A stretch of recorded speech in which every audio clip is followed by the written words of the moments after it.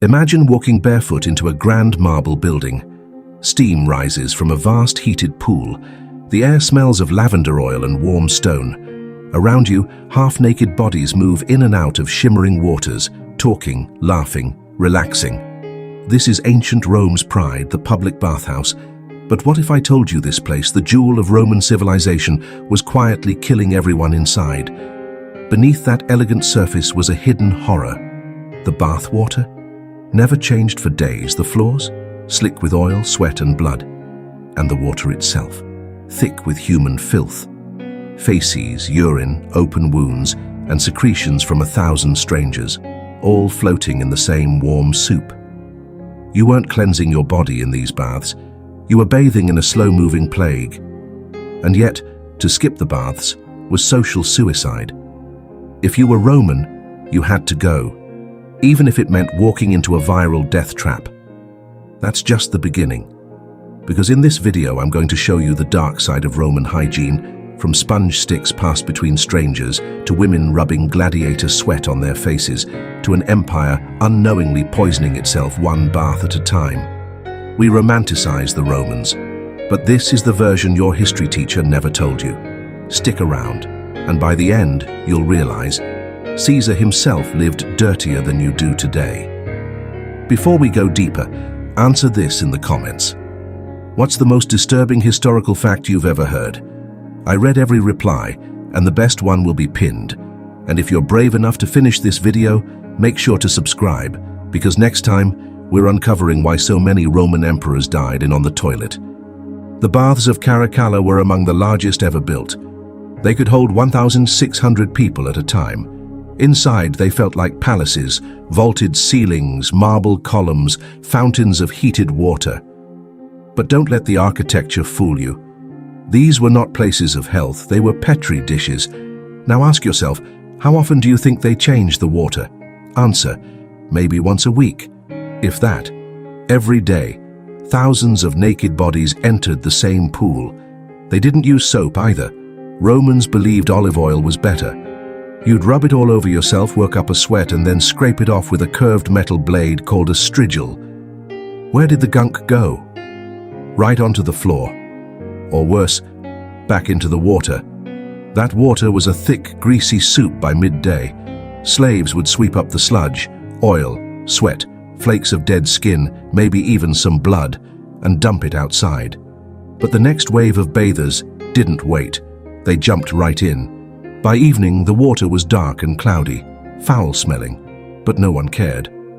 Why? Because going to the baths was mandatory. Not officially, but socially. Emperors bathed, senators bathed. If you refused, you were considered dirty, suspicious, even dangerous. Cleanliness wasn't about hygiene, it was about status. So everyday Romans soaked in disease and called it civilization. Now let's talk cosmetics. You might imagine Roman women applying crushed pearls or scented oils, but the truth is far stranger. One of the most expensive beauty products in ancient Rome was gladiator sweat. Yes, really. After a brutal fight in the arena, a gladiator would be covered in blood, dirt, and perspiration. Slaves would scrape it all off his body with a strigil and collect the mixture in little glass jars. Those jars were then sold to wealthy Roman women as face cream. They believed the sweat of a warrior made them more fertile, more attractive, even more powerful. One vendor in Pompeii advertised genuine gladiator scrapings with the essence of victory. Some women even drank it. They weren't alone. Other luxury treatments included crocodile dung face masks, mouse brain toothpaste, and hair dye made from fermented pea. You heard that right. They soaked their hair in urine to make it blonde. And not just any urine. They preferred Iberian urine imported from Spain because the herbs in the local diet made it more potent. So the next time you think the ancient world was glamorous, remember, Rome's idea of beauty came from the drains of the arena. While Romans thought they were cleaning themselves, the truth was uglier. According to forensic archaeologists, bathhouse users carried some of the worst parasites in history. Microscopic evidence from bath drain sludge shows eggs of roundworms, whipworms, and even fish tapeworms. Some of these grew to 30 feet long inside the body. One Roman medical text describes a remedy for intestinal worms. Starve yourself for 2 days, then place warm milk by your mouth and wait. If you're lucky, the worm will crawl out seeking food. That wasn't a horror story, that was medicine. Even worse, the communal water was warm, ideal for breeding bacteria. One study of human remains showed people who lived near Roman baths had higher rates of bone infections and skin diseases.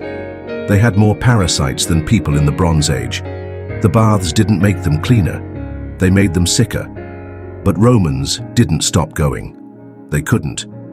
Some even believed the warm water healed them. They'd sit for hours in that putrid stew, rubbing themselves with more oil, adding to the mess. By trying to be clean, they were poisoning themselves. Let's not forget the water itself. The aqueducts were an engineering marvel, but inside those pipes was death. Why?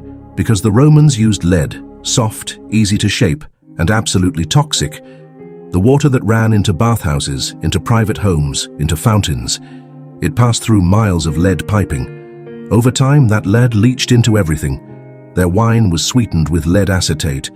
Their cosmetics were thick with it. Even their cookware was laced with it. And what does lead poisoning do? It destroys your organs. It causes hallucinations, infertility, seizures, and madness. Some historians believe it explains why so many Roman emperors went insane. Caligula thought he was a god. Nero set fire to his own city and sang while it burned. Maybe they weren't just cruel, maybe they were poisoned. Every bath you took in Rome, every sip of wine, was a slow drip of insanity. Rome wasn't killed by invaders, it was slowly dissolved from within. Here's the tragic irony. The Romans built some of the greatest public infrastructure in the ancient world. Their aqueducts, bathhouses, and sewers were thousands of years ahead of their time. But they didn't understand one thing: how disease worked. They soaked in dirty water thinking it made them pure. They shared sponges for wiping. They brushed their teeth with fermented urine. They dined on rotten fish sauce. They even weaponized filth. Emperor Caracalla once invited enemies to dinner and fed them poisoned meals disguised as delicacies. And so, Rome fell, bit by bit, not just to politics or barbarians, but to biology. A people who worshipped hygiene, drowned in their own ignorance. So tonight, as you brush your teeth with minty toothpaste, wash your hands with real soap, and flush your toilet in privacy, remember, you live cleaner than the richest Roman emperor ever did.